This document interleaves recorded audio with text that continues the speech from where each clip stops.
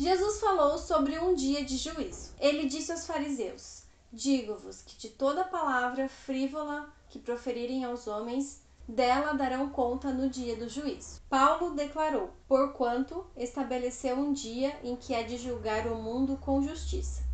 O primeiro anjo de Apocalipse 14 anuncia em grande voz: temei a Deus e dai-lhe glória, pois é chegada a hora do seu juízo. O tema do juízo é recorrente na Bíblia e está conectado à obra da salvação realizada por Deus. Quantos deverão enfrentar o juízo divino?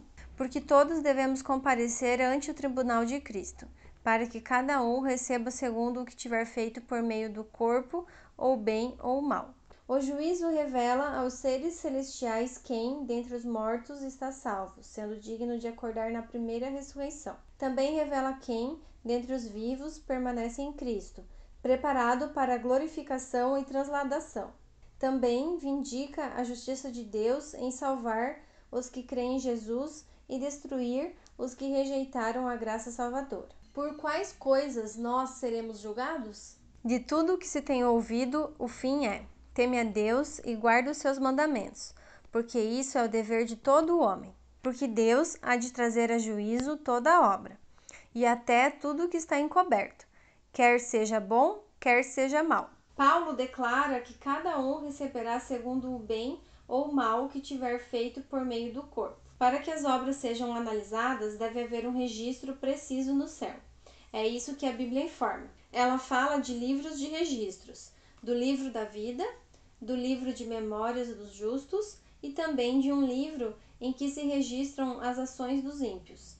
O próprio Jesus ensinou: porque o Filho do Homem há de vir na glória de seu Pai, então retribuirá a cada um conforme as suas obras. Qual será a norma usada por Deus no juízo? Aquele, porém, que atenta bem para a lei perfeita da liberdade e nisso persevera, não sendo ouvinte esquecidiço, mas fazedor da obra, este tal será bem-aventurado no seu feito. Porque qualquer que guardar toda a lei e tropeçar em um só ponto, tornou-se culpado de todos. Porque aquele que disse, não cometerás adultério, também disse, não matarás. Se tu, pois, não cometeres adultério, mas matares, estás feito transgressor da lei. Assim falai e assim procedei, como devendo ser julgados pela lei da liberdade. A fim de estar pronto para o juízo, é necessário que o ser humano guarde a lei de Deus. A lei será a norma do juízo. Por isso, Paulo declarou: porque os simples ouvidores da lei não são justos diante de Deus, mas os que praticam a lei hão de ser justificados. Aquele que diz, eu o conheço, e não guarda os seus mandamentos, é mentiroso, e nele não está a verdade. Assim como um tribunal se assenta para juízo nos julgamentos atuais, o mesmo acontecerá no julgamento divino. Nesse julgamento, Deus é o juiz, Jesus é o advogado, Satanás é o acusador. As testemunhas são os anjos, o réu é o pecador, e o código moral é a lei de Deus. O juízo de Deus está dividido em 3 fases. Primeira fase: juízo pré-advento ou investigativo. Essa fase do juízo diz respeito ao povo de Deus, começando pelos primeiros habitantes da terra e chegando até os que estiverem vivos quando o Senhor vier. Aqueles que não aceitaram a Cristo como Salvador não serão julgados nessa fase. Foi isso que Jesus declarou: quem não crê no Filho já está julgado, ou seja, condenado. Que visão o profeta Daniel teve com relação ao juízo divino? Eu continuei olhando até que foram postos uns tronos, e o ancião de dias se assentou. A sua veste era branca como a neve, e o cabelo da sua cabeça como a pura lã. E seu trono era de chamas de fogo, e as suas rodas de fogo ardente. Um rio de fogo manava e saía de diante dele. Milhares de milhares o serviam, e milhões assistiam diante dele. Assentou-se o juízo, e abriram-se os livros. No capítulo 7, Daniel viu o juízo sendo iniciado no céu. No capítulo 8, ele ouviu que o juízo começaria depois que se passassem 2.300 tardes e manhãs. Uma tarde e manhã equivale a um dia. Logo, 2.300 tardes e manhãs equivalem a 2.300 dias. Em se tratando de profecia, devemos aplicar o princípio dia-ano de interpretação profética, em que cada dia profético equivale a um ano literal, quando aplicável.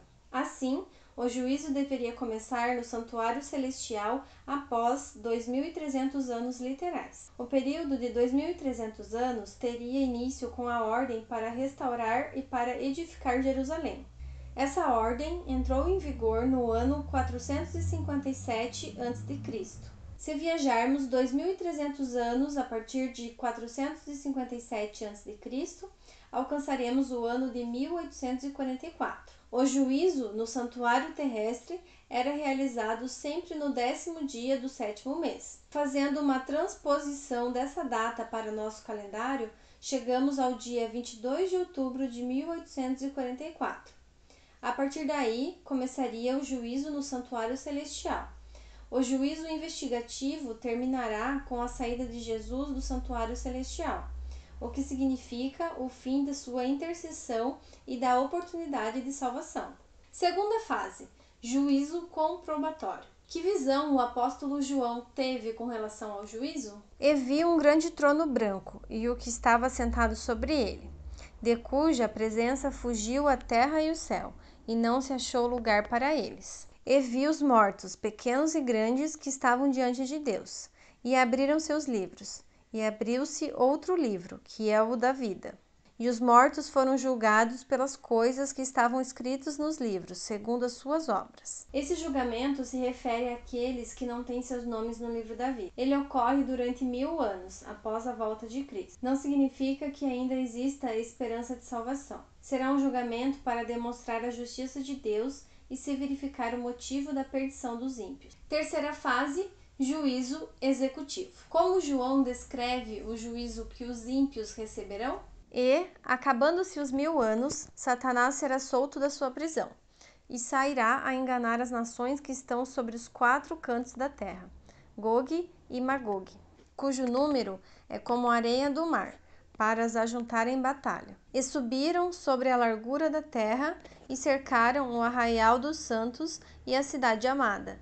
E de Deus desceu fogo do céu e os devorou.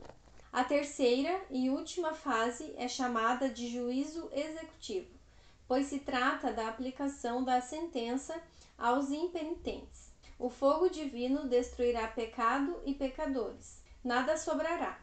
O mesmo fogo que destruirá os ímpios purificará este planeta, que será a eterna morada dos remidos. O profeta Daniel nos apresenta uma informação preciosa. O juízo divino é realizado a favor dos santos. Se o juízo é a nosso favor, não precisamos temer, a não ser que nosso caso ainda não esteja nas mãos do advogado Jesus. Ele nunca perdeu nem perderá uma causa. Você será um vitorioso se estiver ligado a ele. Esse vídeo é baseado no estudo bíblico Ensinos de Jesus, e ao persistirem as dúvidas, você deve continuar os estudos imediatamente.